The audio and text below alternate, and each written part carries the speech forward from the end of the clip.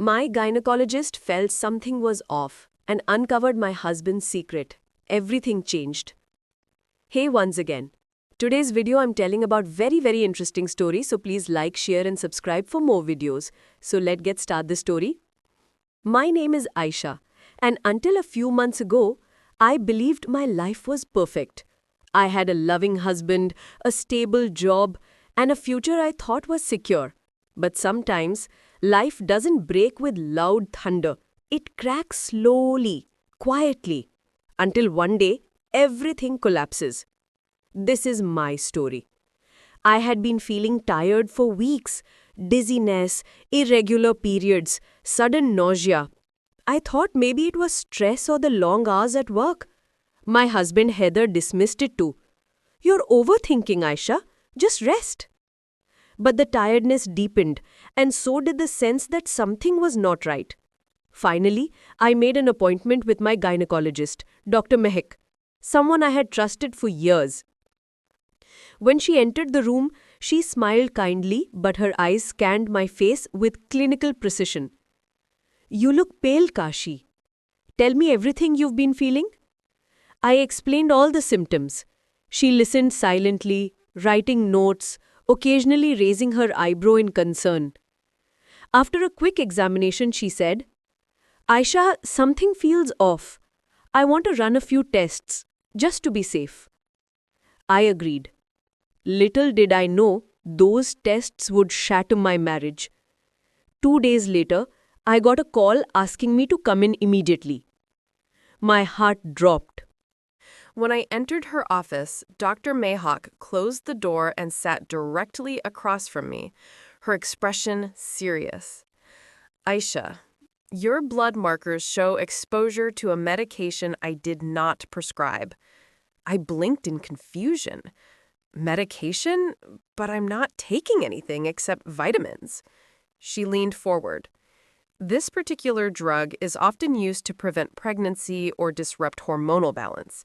It can cause the exact symptoms you're having." My breath caught. "Are you saying someone gave me something?" "I'm saying the chemical is in your system. You should not have it." I couldn't understand. I never took anything strange. No mistakes. No mix-ups. Dr. Mayhawk paused, then said words that made my blood run cold. "Aisha, is there anyone who might be giving you medicine without your full knowledge? A partner? A family member?" My heart pounded. My mind immediately went to Hyder. He always insisted on preparing my daily tea. He always handed me vitamins in the morning.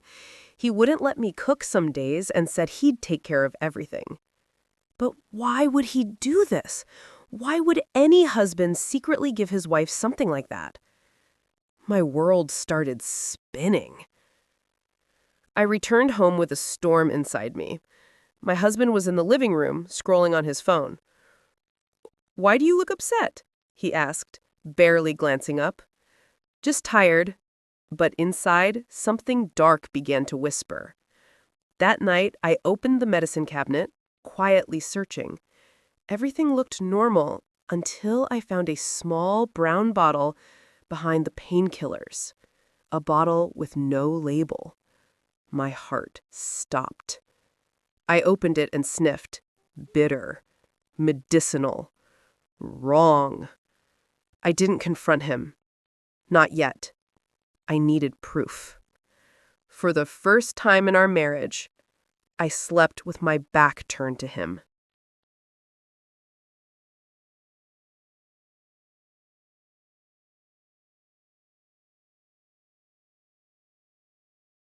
The next day, I told Dr. Mehak everything.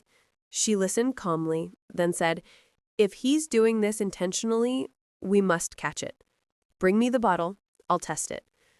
We made a plan.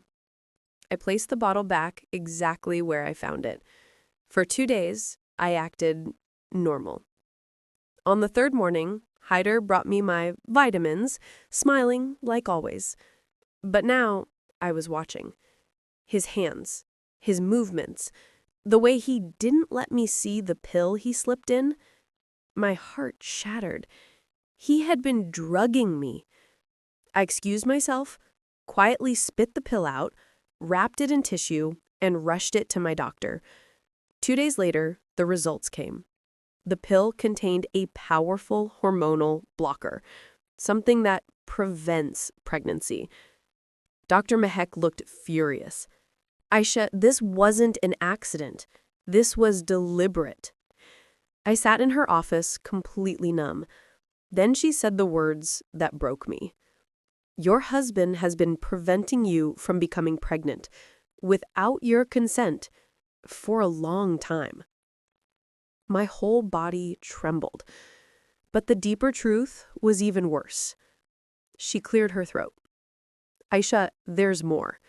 I checked your last year's blood work stored in your file. This chemical appeared in small amounts multiple times. This didn't start recently. It's been happening for almost a year. A year. A year of trying to conceive. A year of crying every month. A year of thinking something was wrong with my body. But it wasn't me. It was him. My husband. The man who claimed he wanted a family. The man who smiled while crushing my dreams each month. That night, I waited for him. When he walked in, I held the test results in my hands. Haider, why? He froze, his face drained of color. Why what? I threw the bottle at him. Why have you been drugging me? Why don't you want a child with me? Why did you lie to me for a year? His mask cracked. He sank onto the sofa, burying his face in his hands. Aisha, I can't have a child. I'm infertile. The tests came back a year ago. My breath left my body. He continued.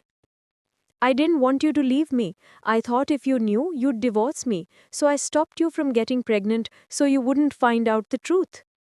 Tears streamed down my face. So instead of telling me, you poisoned me?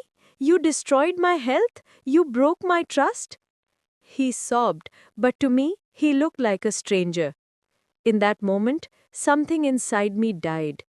I didn't scream. I didn't throw things. I simply said, you didn't lose me because you're infertile. You lost me because you lied, because you hurt me, because you took away my choice. I packed a small bag and walked out. He didn't try to stop me. Maybe he knew he had already destroyed everything. I moved back with my parents. Dr. Mehek treated me. My health improved slowly. Emotionally, I was still healing. But for the first time in months, I felt safe. One day, as I sat in Dr. Mehek's office for a follow-up, she said gently, Aisha, you are getting stronger. This pain will not define you. Your future is still bright. I smiled weakly. And maybe the right person won't fear honesty. She squeezed my hand.